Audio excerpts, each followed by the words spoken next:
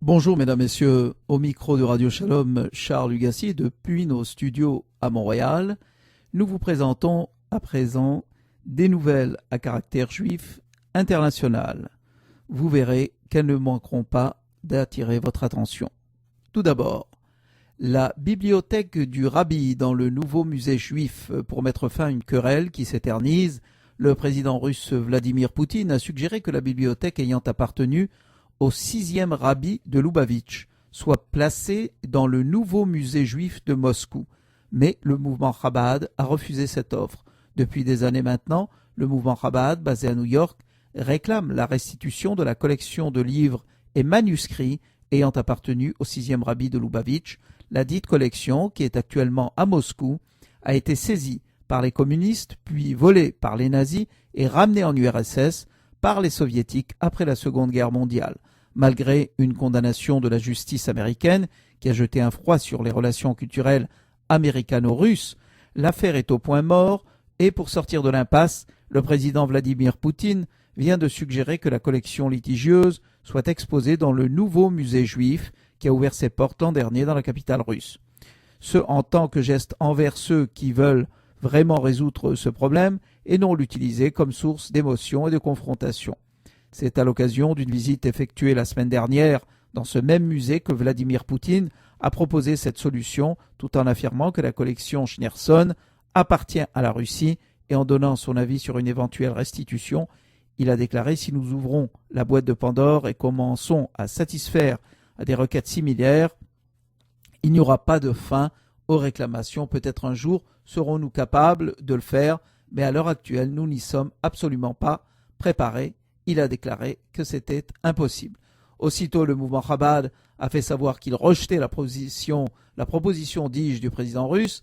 La collection doit être rendue à la bibliothèque du mouvement des Hasidim de Chabad, située au quartier général mondial de Chabad à Brooklyn, a déclaré un avocat du mouvement, M. Nathan Lewin.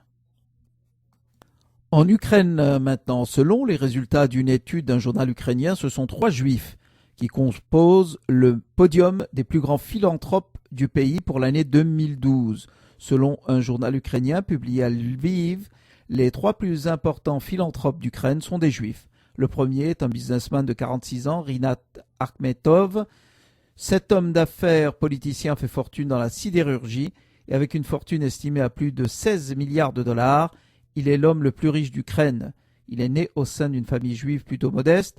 Akhmetov a été l'un des premiers capitalistes dans les années 90, alors que le pays sortait tout juste du communisme. Impliqué dans de nombreux projets humanitaires, il s'est distingué en 2012 par le financement de la construction d'un centre de recherche oncologique d'une valeur de plus de 15 millions de dollars. Il est par ailleurs le président du club de football de Shakhtar Donetsk, le meilleur d'Ukraine. À la 2e place du classement se trouve le fameux magnat de l'acier, Viktor Panchuk, avec une fortune estimée à plus de 4 milliards de dollars. Ce juif, originaire de Kiev, est mondialement connu pour son mécénat et sa passion pour l'art.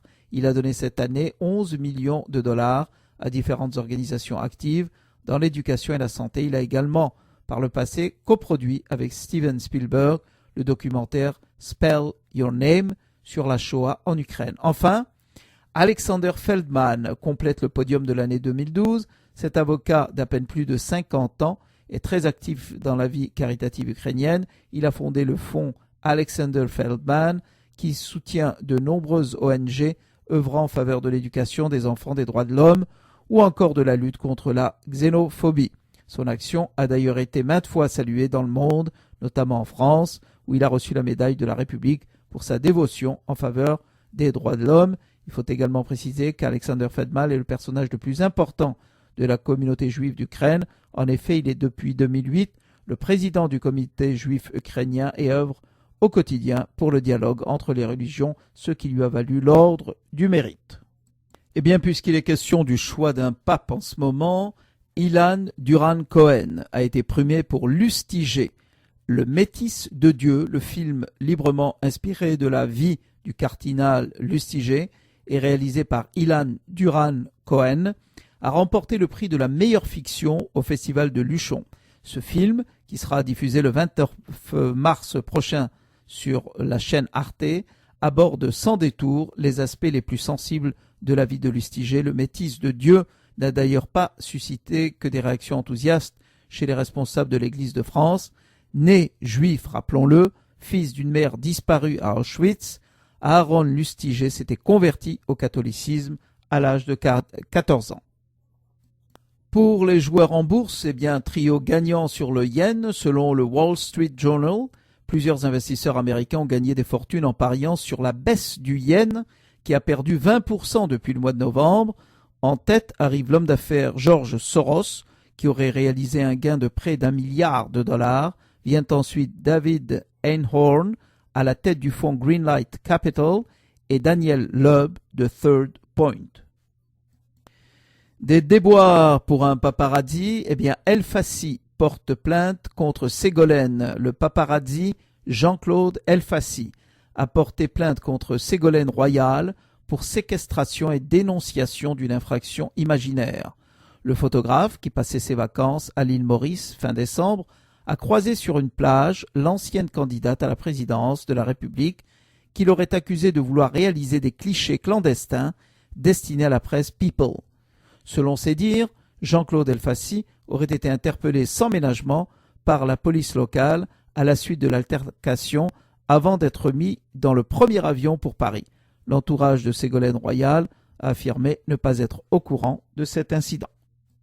L'État d'Israël a vendu son vignoble historique de Carmel à un groupe d'investisseurs privés, parmi lesquels le français Pierre Bénénou, pour la somme de 130 millions de shekels, créé en 1889 par le baron Edmond Rothschild. Carmel est le plus grand producteur de vin d'Israël et a connu son heure de gloire quand le vignoble avait le monopole de la production de vin en Israël. 3 premiers ministres israéliens ont été employés du vignoble, David Ben-Gurion, Levi Eshkol et Ehud Olmert. Les Israéliens ont choisi le logo. C'est sur Facebook que le public a été appelé à voter pour le symbole qui accompagnera le président américain durant son séjour en Israël. Les bandes rouges et blanches du drapeau américain qui rejoignent l'étoile de David du drapeau israélien. C'est l'emblème que les internautes israéliens ont sélectionné pour représenter la visite du chef de la Maison-Blanche le 20 mars prochain à Jérusalem. Le bureau du Premier ministre israélien avait soumis sur sa page Facebook 3 logos en demandant au public de les départager. 2 tiers des votants ont opté pour cette représentation de l'alliance sacrée qui lie Israël et les États-Unis, selon le commentaire qui figure en anglais, mais qui en hébreu est désigné comme l'Alliance des Nations. Les 2 autres formules qui proposaient une étoile de David mixée au drapeau américain n'ont pas eu les faveurs du public. C'est la première fois que les Israéliens sont invités à participer à une telle opération de communication, une expérience qui pourrait être renouvelée à l'avenir et qui indique la volonté du gouvernement israélien de développer l'utilisation des réseaux sociaux dans sa communication politique. Les comptes Facebook et Twitter du gouvernement israélien devraient d'ailleurs être largement mis à contribution durant la visite du président des États-Unis, tant pour la presse que pour le public. Comme chacun le sait, ça a déjà été annoncé, donc essai réussi pour le missile Arrow 3, une batterie de missiles antimissiles Arrow. Le ministère israélien de la Défense a annoncé le tir réussi d'une version améliorée du missile antimissile Arrow, qu'on appelle également Hetz en hébreu. Ce succès constitue un véritable soulagement pour les experts israéliens, car cette arme permet d'intercepter les missiles Shahab 3 iraniens. Concrètement, il fait exploser des missiles volants à une hauteur suffisamment élevée pour que l'explosion n'ait aucune conséquence au sol, même si la charge est non conventionnelle. Les experts soulignent qu'il nécessite toutefois d'être encore amélioré car ces inventeurs présentent un taux de réussite de 90% en tests réels. Or, en cas d'attaque nucléaire, Israël ne peut prendre le risque de 10% d'échec. Le temps presse, car à présent, ce n'est plus seulement l'Iran, mais aussi la Syrie et ses armes chimiques qui inquiètent. Le test réalisé n'avait pas pour but d'intercepter une cible, mais de tester la trajectoire du vol du missile antibalistique. Alors, intéressant, une percée des ultra-orthodoxes dans le monde du high-tech. On trouve de plus en plus de jeunes haredim dans ce secteur d'activité plutôt lucratif, alors que l'ultra-orthodoxie semble être aux antipodes de la modernité. On constate depuis quelques années en Israël un rapprochement entre le monde haredi et celui du high-tech. Beaucoup d'efforts restent à faire pour surmonter tous les obstacles, mais les Haredim font progressivement leur entrée dans ce secteur. La première conférence du high-tech Haredi s'est tenue le mois dernier à Jérusalem. Elle a réuni des centaines d'ultra-orthodoxes, hommes et femmes, actifs dans cette branche à tous les niveaux, aux côtés de dirigeants du secteur, d'investisseurs, de hauts fonctionnaires, de politiciens, etc. Dans la salle, hommes et femmes étaient assis séparément et tout avait été prévu pour répondre aux besoins d'un public très religieux. Mais cet événement ressemblait aussi à d'autres conférences du monde de la haute technologie par les contenus abordés, les conversations et les contacts professionnels noués.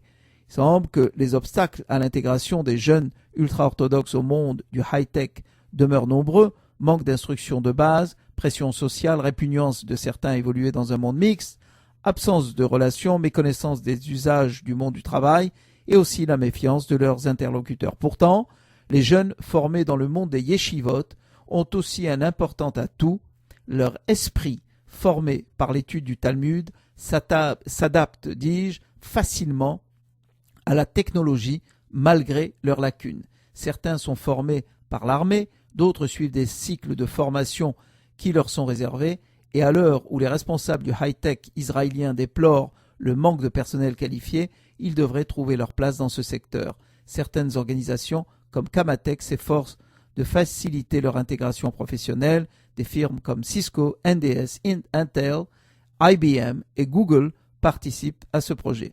Les jeunes filles ultra-orthodoxes entrent aussi dans le high-tech et bien que souvent sous-payées, elles sont des parties recherchées. Autrefois, on voulait une fille de rabbin. Aujourd'hui, on préfère une programmeuse, explique une jeune femme. Au micro de Radio Shalom, Charles Lugassi, vous avez écouté un bulletin d'information juif international.